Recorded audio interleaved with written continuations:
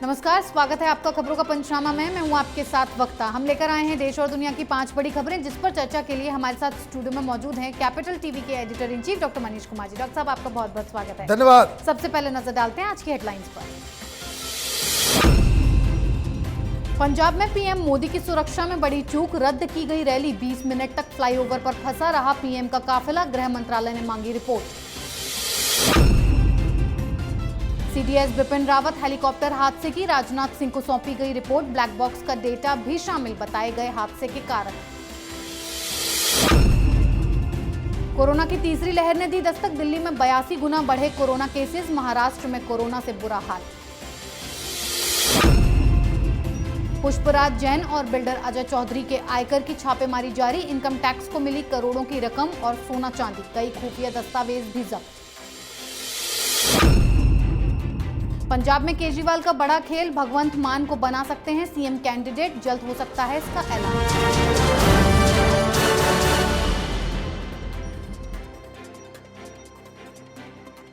सबसे पहले बात करेंगे पीएम मोदी की सुरक्षा की सेंध के बारे में। पीएम मोदी की पंजाब रैली से पहले सुरक्षा में बड़ी चूक पाई गई है, जिसके बाद उनके कार्यक्रमों को रद्द कर दिया गया और रास्ते से ही पीएम मोदी का काफिला वापस लौटा। दरअसल पीएम मोदी को फिरोजपुर में पीजीआई के सैटेलाइट सेंटर का शिलान्यास करना था और रैली को संबोधित करना था, लेकिन सुरक्षा कारणों की वजह से रैली रद्द कर दी गई। दरअसल जैसे ही पीएम विमान से भटिंडा पहुंचे, यहां से वो बारिश के कारण सड़क मार्ग के जरिए फिरोजपुर के लिए रवाना हुए, क्योंकि मौसम खराब होने के कारण हेलीकॉप्टर उड़ान नहीं भर सका। इस कारण मौके पर ही उनके लिए रूट का प्रबंध किया गया। रास्ते में कुछ लोगों ने उनका मार्ग अवरुद्ध कर दिया। इसके बाद पीएम मोदी 15 से 20 मिनट फ्लाईओवर पर फंसे रहे। ये पीएम की सुरक्षा में एक बड़ी चूक थी। इसे लेकर केंद्रीय गृह मंत्रालय ने पंजाब सरकार से जवाब मांगा है। सर, पंजाब में कैसे पीएम मोदी की सुरक्षा में इतनी बड़ी चूक हो गई? क्या ये किसी साजिश की तरफ इशारा करता है? देखिए, साजिश है, चूक है और ये लापरवाही की इंतहा है। प्रधानमंत्री वापस जब भटिंडा एयरपोर्ट पहुंचे तो उन्होंने जो बयान दिया है उसे सुनकर आपको समझ में आ जाएगा ये खेल क्या था। प्रधानमंत्री ने साफ साफ कहा कि अपने चीफ मिनिस्टर को कह देना, धन्यवाद दे देना कि मैं जिंदा वापस भटिंडा आ गया हूं। और ये बात बिल्कुल सही है, क्योंकि जिस हिसाब से पीएम के काफिले को एक ओवर ब्रिज के ऊपर रोका गया जी, और जब पूछताछ, जब इमरजेंसी सिचुएशन आई तो ये चीफ मिनिस्टर अपना फोन बंद करके बैठ गया। डीजीपी होम मिनिस्टर को इसके बारे में पहले जानकारी नहीं देता। जब दिल्ली से गृह मंत्रालय से उसे पूछताछ की जा रही है, तब वो गृह मंत्री को, पंजाब के गृह मंत्री को बता रहा है ये क्या चल रहा है। प्रधानमंत्री जिस स्पॉट पे 20 मिनट तक फंसे रहे, 20-25 किलोमीटर है वो पाकिस्तान बॉर्डर से। ये पंजाब के सिक्योरिटी के लोग ये नहीं समझ रहे कि वहां पे ड्रोन से हमला हो सकता था। खालिस्तानी पिछले सप्ताह एक बम धमाका कर चुके हैं जी। जर्मनी में लोग गिरफ्तार हो रहे हैं। आप प्रधानमंत्री को खुला छोड़ देंगे? 20-20 ट्रैक्टर कहां से आ गए? एयरपोर्ट से जब वो रोड के ऊपर डिसाइड हुआ तो यह भी मैं आपको बता दूं कि जो प्राइमरी रूट है उस पे वो नहीं गए। वहां की पुलिस ने इन्हें अल्टरनेटिव रूट दिया। इस अल्टरनेटिव रूट का मतलब यह है कि लोगों को पता न चले और प्रधानमंत्री गुजर भी जाए तो फिर 20-20 ट्रैक्टर उस अल्टरनेटिव रूट पे कैसे आ गए। और कांग्रेस पार्टी इस पे मजाक कर रही है। यह बहुत बड़ी चूक हुई है। गृह मंत्री, चीफ मिनिस्टर, डीजीपी और तमाम पुलिस अधिकारी जो इस सुरक्षा के लिए जिम्मेदार थे, उनके खिलाफ कार्रवाई होनी चाहिए और जो अधिकारी हैं उन्हें 24 घंटे के अंदर सस्पेंड किया जाना चाहिए। और अगर ऐसा नहीं होता है तो ये समझिए कि कांग्रेस पार्टी ने प्रधानमंत्री मोदी को चुनाव से हटाने के लायक तो ये बचे नहीं, तो ये कुछ और साजिश में जुटी हुई है। जी डॉक्टर साहब, अगली खबर सीडीएस बिपिन रावत केस में बड़े खुलासे पर। तमिलनाडु के कुन्नूर में बिपिन रावत के हेलीकॉप्टर हादसे की जांच रिपोर्ट आ गई है। ट्राई सर्विसेज जांच टीम ने जांच रिपोर्ट को रक्षा मंत्री राजनाथ सिंह को सौंप दिया है। सूत्रों के मुताबिक एक रिपोर्ट में कहा गया है कि यह दुर्घटना भारतीय वायुसेना के MI-17 हेलीकॉप्टर में किसी तकनीकी त्रुटि के कारण नहीं हुई है। हालांकि इसकी कोई आधिकारिक पुष्टि नहीं की गई है। सर, बिपिन रावत का जो हेलीकॉप्टर क्रैश हुआ है उसकी जो जांच चल रही थी, उसकी रिपोर्ट रक्षा मंत्री को सौंप दी गई है, क्या कारण है? देखिए, रक्षा मंत्री को बताया गया है कि मौसम की वजह से जी, लेकिन इसमें एक बहुत बड़ा सवाल है कि जो ब्लैक बॉक्स को एनालाइज किया गया, कोई डिस्ट्रेस कॉल नहीं है। सेना बता रही है कि मौसम की वजह से ये सब कुछ हो गया, लेकिन जो दलीलें वो दे रही है, जो पूरा सर्कमस्टांसेस बता रही है, उससे सारे जो एविएशन एक्सपर्ट्स हैं वो एग्री नहीं कर रहे हैं। मतलब ये जो रिपोर्ट दी गई है वो गुत्थियों को सुलझाने के बजाय गुत्थियों को उलझा ज्यादा रही है। अगर अचानक से सिचुएशन खराब हो रही है तो कॉकपिट के अंदर बातचीत तो होगी, पैनिक तो होगा, उसके बारे में कोई जानकारी नहीं है। पायलट डिस्ट्रेस कॉल तो करेगा, वो बताएगा कि हम जा रहे हैं, नीचे जा रहे हैं, और आप ये भी कह रहे हो कोई टेक्निकल स्नैग नहीं है। आप ये भी कह रहे हो कि मैं इस रूट के बारे में पूरी जानकारी थी, वो एक रेलवे ट्रैक को कवर करते हुए वो जा रहे थे और अचानक से बादल के आ जाने से आप सब कुछ लूज कर जाते हो। आप ये भी कह रहे हो कि पायलट की कोई गलती नहीं है। तो सारी चीजें एक साथ कैसे हो सकती हैं? पायलट की गलती नहीं, टेक्निकल फॉल्ट नहीं, सब कुछ सही, फिर भी एक्सीडेंट। ब्लैक बॉक्स के जरिए वहां पे कोई उस तरह का मैसेज नहीं कि भाई लास्ट मोमेंट में आप पैनिक स्थिति हो गई या कुछ गड़बड़ हो गया, कोई चीज नहीं। अचानक से सब कुछ डेड पड़ गया और एक्सीडेंट हो गया। तो अभी तो इनिशियल रिपोर्ट है, इसके ऊपर पूरी जांच जब होगी, जब दुनिया के सामने इन सारी चीजों को बताया जाएगा, तब उम्मीद की जानी चाहिए कि भाई आपको बताया जाए। लेकिन इस तरह के केसेस में जहां कहीं साइबर अटैक होता है, इस तरह की घटनाएं होती हैं, जहां जहां इस तरह का हादसे होते हैं, जनरली वहां की सरकारें सच्चाई को दबा जाती हैं।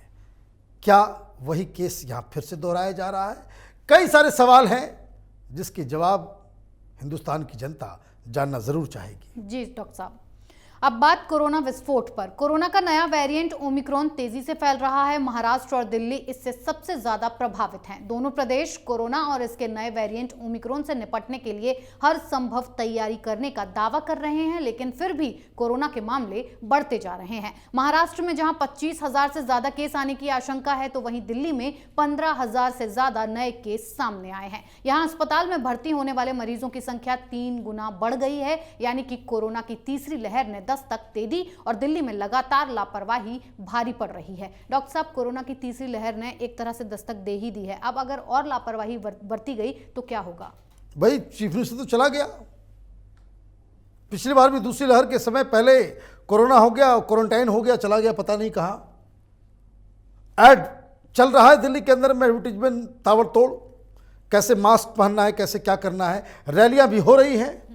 प्रधानमंत्री आज फिर गए थे रैली करने, वो तो वहाँ पे एक बहुत बड़ी दुर्घटना होते होते बच गई। अदरवाइज सारी पॉलिटिकल पार्टी, सारे नेता वो इलेक्शन कैंपेन में जारी हैं। हकीकत क्या है? हकीकत यह है कि तीसरी लहर आ चुकी है, लोग परेशान हो रहे हैं, लेकिन जिनके ऊपर जिम्मेदारी है वो मौज ले रहे हैं। उनको चुनाव नजर आ रहा है, लोगों की जान की चिंता करने की किसी को कोई आवश्यकता, कोई संवेदना तक नहीं बची है। खाना पूर्ति के लिए आपने कह दिया भाई रात में लगा दो कर्फ्यू, मुझे अभी तक समझ में नहीं आई बात। भाई 11 बजे से लेकर के 5 बजे भोर तक भाई कोरोना का उसी समय वो दौड़ता है क्या वायरस, और दिन में जिसमें भीड़ होती है जब लगाना चाहिए तो वहां लगाएगा नहीं, और इवन लगा दिया, क्या फर्क पड़ रहा है। स्थिति गंभीर होती चली जा रही है। इन लोगों को यह समझ में आ गया है कि जो ओमिक्रॉन है उससे लोगों की मौत कम होगी,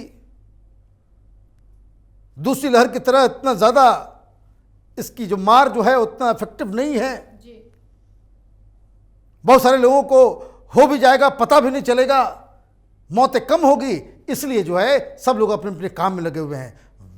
बहुत ही शर्मनाक सिचुएशन है और तमाम सरकारों ने, नेताओं ने हिंदुस्तान की जनता के साथ इसको कह सकते हैं कि एक मजाक कर रही है। जी डॉक्टर साहब, अगली खबर आयकर की छापेमारी पर। अखिलेश के करीबी पुष्पराज जैन और एनसीआर के बिल्डर अजय चौधरी के घर अभी भी छापेमारी जारी है। इस छापेमारी में आईटी की टीम को कई सबूत हाथ लगे हैं। वहीं पुष्पराज जैन के घर और फैक्ट्री से आयकर विभाग की टीम को 2.5 करोड़ रुपए की नकदी, 60 लाख रुपए की कीमत की चांदी और करीब 30 लाख रुपए का सोना मिला है। इसके अलावा कोलकाता की एक शेल कंपनी से 10 करोड़ के लेन देन का मामला भी सामने आया है।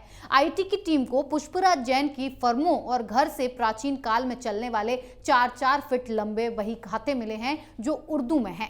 विभाग ने उन्हें सीज कर लिया है। उन्हें डिकोड करने के लिए विभाग उर्दू विशेषज्ञों की मदद ली जा रही है। डॉक्टर साहब, पुष्पराज जैन के घर लगातार छापेमारी चल रही है, क्या आईटी को कुछ बड़ा हाथ लगा है? देखिए, बड़ा हाथ नहीं लगता तो अभी तक वहां बैठ करके वो कोई पकौड़ा तो तल नहीं रहे होंगे। 40 करोड़ के आसपास विदेशी निवेश की खबर आ रही है।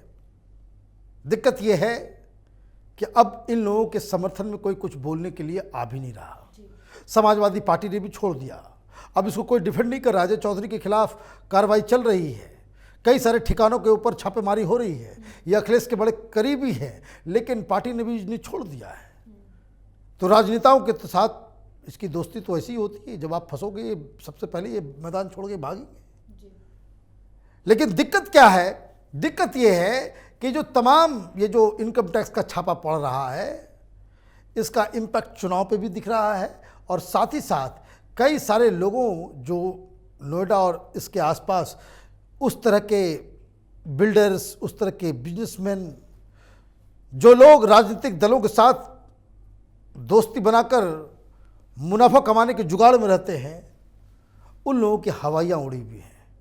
जो खबर आ रही है कि आगे आने वाले दिनों में और भी जगहों पे इस तरह के का छापेमारी और इस तरह के लोगों को पकड़ धकर किया जाएगा, तो इससे एक बहुत बड़ा एक कह सकते हैं कि सफाई अभियान चल रहा है, ये स्वागत योग्य है। जी डॉक्टर साहब, आखिरी खबर पंजाब में केजरीवाल के खेल पर। पंजाब विधानसभा चुनाव को लेकर आम आदमी पार्टी जी जान से जुट गई है। इस बीच खबर आ रही है कि आपके पंजाब के मुख्यमंत्री उम्मीदवार भगवंत मान हो सकते हैं। सूत्रों के मुताबिक आम आदमी पार्टी ने भगवंत मान को पंजाब का चेहरा बनाने का मन बना लिया है। कुछ दिनों के बाद इसकी औपचारिक घोषणा की जा सकती है। आपको बता दें कि भगवंत मान आम आदमी पार्टी पंजाब के अध्यक्ष और संगरूर लोकसभा क्षेत्र से सांसद हैं। डॉक्टर साहब, पंजाब में आपके भगवंत मान सीएम पद का चेहरा होंगे, क्या जीत मिल पाएगी केजरीवाल को? देखिए, ये तो बड़ा नगीना ढूंढ के निकाला है केजरीवाल ने। आपको कोई मिला नहीं, कॉमेडियन मिला, एक शराबी कॉमेडियन। ये आदमी, ये जो हिंदुस्तान की राजनीति का नटवर लाल है, ये जब राजनीति में आया था तो ये कहता था कि राजनीति में अच्छे लोगों को लेकर के आएंगे। कितना शानदार व्यक्ति को चूज किया है इसने, और ये इसकी मजबूरी है। अदरवाइज ये इतना बड़ा नटवर लाल है, पिछली बार तो इसने खुद चीफ मिनिस्टर बनने की तैयारी कर ली थी कि पंजाब चले जाएंगे, दिल्ली सिसोदिया को थमा देंगे और हम पंजाब में चीफ मिनिस्टर बनेंगे, ये इनकी तैयारी थी। सारा भांडा कैपिटल टीवी ने ही फोड़ा था सबसे पहले। फिर इस बार क्या हुआ कि इस बार मान के समर्थकों ने इतना दबाव डाला कि भाई पीएससी में इसको पास करवाया गया। अब चूँकि वो कोरोना के नाम पे वो क्वारंटाइन हो गए हैं, कोरोना की संख्या जब घटेगी तो फिर ये बाहर आएंगे, पंजाब में जाकर के इसकी घोषणा करेंगे, ये तय हो गया है।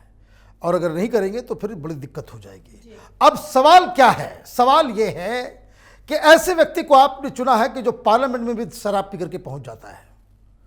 ये कोई बीजेपी का आरोप नहीं है या किसी और व्यक्ति का आरोप नहीं है।